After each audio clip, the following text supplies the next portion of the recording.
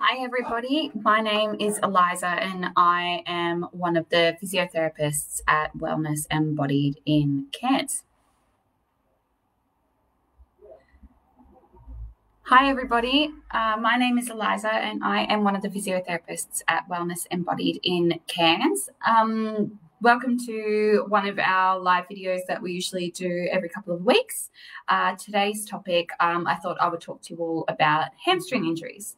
So the reason I thought this would be a good topic to discuss today is the hamstring is a commonly injured muscle group when you're playing sports, particularly sports that involve fast running such as soccer or AFL or rugby, and are very common in your track and field sports, so your sprinters or your middle distance runners.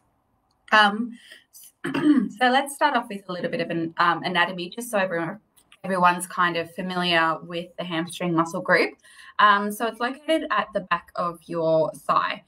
There are three muscles that make it up. Biceps femoris, which most people are probably familiar with. It has two muscle bellies to this, a long head and a short head. Then you've got two others, your semimembranosus and semitendinosus. So they all have a common attachment at your sit bones and in your buttock region, and then they extend down to attach to either side of the knee. So this is quite simplified, but it just gives you an idea of kind of where the muscles are located, so you can kind of start to think about what they might do during movement.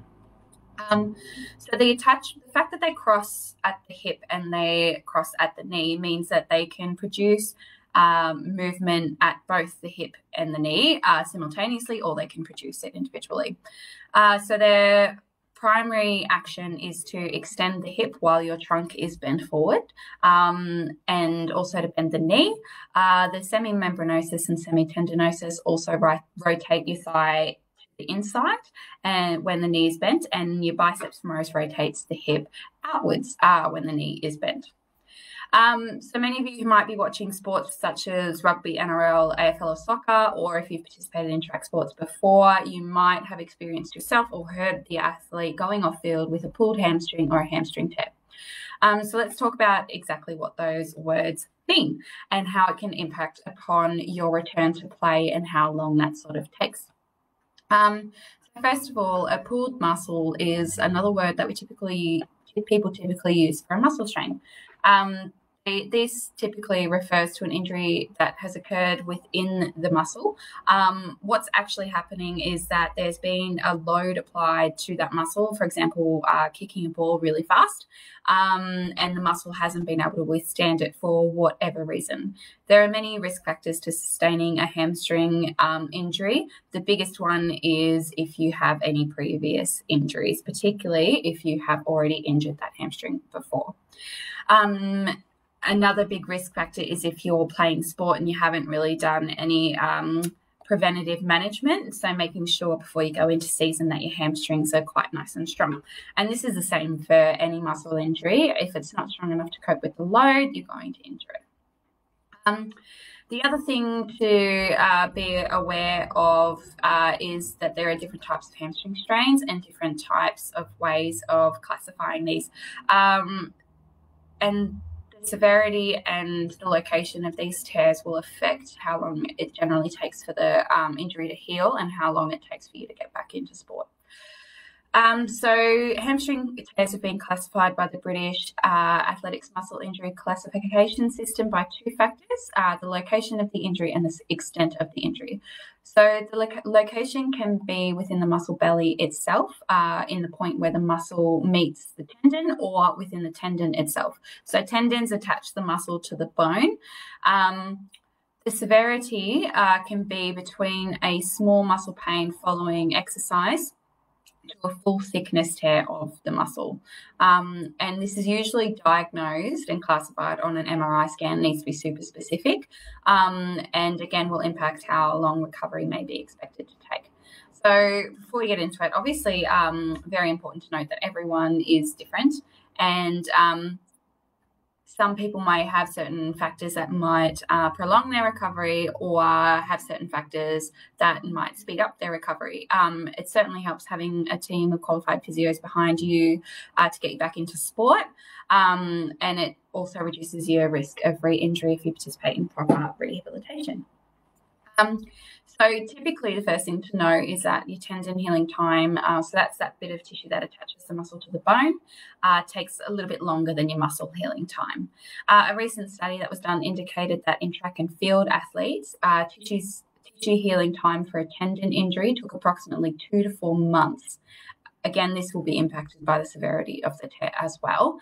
A tear occurring where the muscle meets the tendon took approximately 4 to 8 weeks healing time, and a tear occurring in the muscle belly itself took up to 3 weeks. So again, these time frames are very specific to those track and field athletes, as they were the study group, but it just gives you an idea that if you do have that kind of tendon injury, that your healing time might take a lot longer and you might be out of play. So if you're someone who has injured their hamstring in the past and you've kind of been suffering with this prolonged niggle, it's never really gotten better, keeps re-injuring, then it might be time to kind of think about what's actually happened and where that tear or that injury may have occurred. There's different ways of managing them. Obviously, it differs between managing full muscle tear to full thickness tendon tear, and vice versa. If you're managing like a very minor muscle strain to the tendon, or a very severe strain to the actual muscle belly, again, that changes how you manage.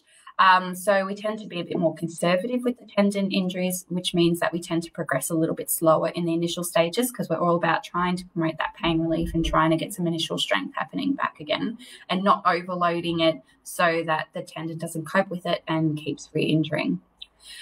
So because the hamstrings cross over the hip and the knee, it's very important that our rehab sort of encompasses both of those joints. So an exercise that you may have heard about is called a Nordic hamstring curl, and this has been shown to help reduce hamstring injuries if it's completed as a preventative measure in pre-season training. It's also very good in the fact that it creates the tension over the hip and over at the knee, so you've got movements happening at both. So that's one exercise that we tend to use.